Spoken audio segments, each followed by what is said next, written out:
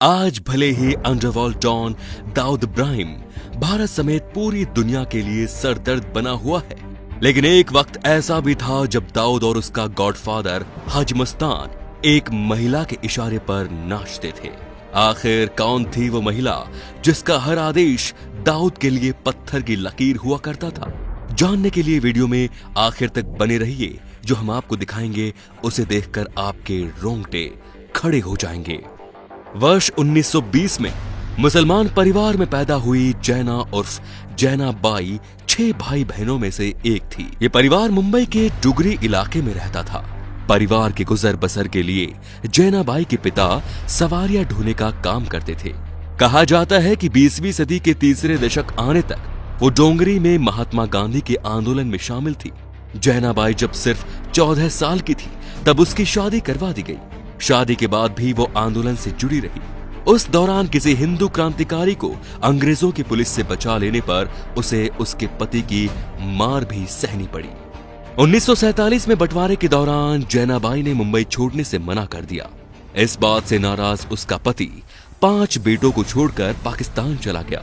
देश की आजादी के बाद से देश में भारी अनाज की किल्लत होने लगी और महाराष्ट्र सरकार ने बहुत कम दामों पर गरीबों को राशन देने का काम शुरू किया। अपने और अपने 5 बच्चों के पेट को पालने के लिए चावल बेचने के धंधे से जुड़ी। यहीं से जैनाबाई ने स्मगलिंग के चावल बेचने का काम शुरू किया। स्मगलर के संपर्क में आने और चावल के धंधे में नुकसान के बाद जैनाबाई को दारू के धंधे में आना पड़ा। डोंगरी में नकली शराब बनाने और बेचने लगी थी। पूरे इलाके में केवल उसका ही सिक्का चलने लगा था और यहीं जैनाबाई के नाम से जैनाबाई दारू वाला पड़ा। दारू के धंधे के दौरान जैनाबाई ने पुलिस से अच्छे ताल्लुकात बना लिए थे। 1962 में एक पुलिस ने अवैध शराब बेचने और बनाने के आरोप में नंगे हाथों पकड़ लिया और सामने आया उस दौर का सबसे नकली शराब बनाने का कारोबार।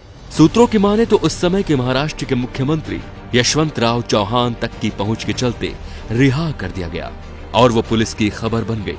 पुलिस उसकी सूचना पर स्मगलरों के ठिकानों पर छापा डालती और पकड़े गए माल का 10% जैनाबाई को मिलता था। दाऊद जब सिर्फ 20 साल का था तब उसकी मुलाकात जैनाबाई दारूवाला से हुई। जैनाबाई दाऊद के पिता को पहले से ही जानती थी। उसके घर भी आना जाना था। दाऊद के गॉडफादर मिर्जा हाजी मस्तान भी जैनाबाई को अपनी बहन मानता था और परेशानी में अक्सर उसकी सलाह लेने जाया करता था। गुरु नक्शे कदम पर चलते हुए दाऊद भी जैनाबाई का मुरीद बन गया और हर बड़ा काम उससे पूछने लगा। 1990 के दशक के मध्य डोंगरी इलाका तमाम काले धंधों से जाना जाता था क्योंकि ये कई घरों के असंख्य खून खराबे का मैदान बना हुआ था। स्मगलिंग वहां का मुख्य धंधा था। यही वो दौर था जब मुंबई में दाऊद ताकतवर हो रहा था। जैनाबाई की उम्र भी ढलने लगी थी और उसकी सलाह पर काम करने वाला दाऊद भी उससे कोसों दूर होने लगा था। जैनाबाई का बड़ा बेटा भी नक्शे कदम पर चलने लगा था, लेकिन एक गैंगवार में उसे गोली मार दी गई। अपने जीवन के अंतिम सालों में जैनाबाई ने सब कुछ छोड़कर धर्म का रास्ता अपना लिया। यही कारण था कि जब उसे उसके बेटे के हत्यारों के बारे में पता चला तब उसने उनको कोई नुकसान नहीं पहुंचाया। जैनाबाई ने हिंदू और मुस्लिम एकता के लिए कई सार्थक प्रयास भी किए थे। शांति स्थापित करने के लिए उसने 2 ग्रुप तैयार किए जो दंगों के समय दोनों ओर के लोगों को समझाने का काम करते थे। लेकिन उम्र ढलने के साथ साथ जैनाबाई का मंसूबा भी कम हो गया और धीरे धीरे दाऊद और हाजी मस्तान उनसे दूर होते चले गए।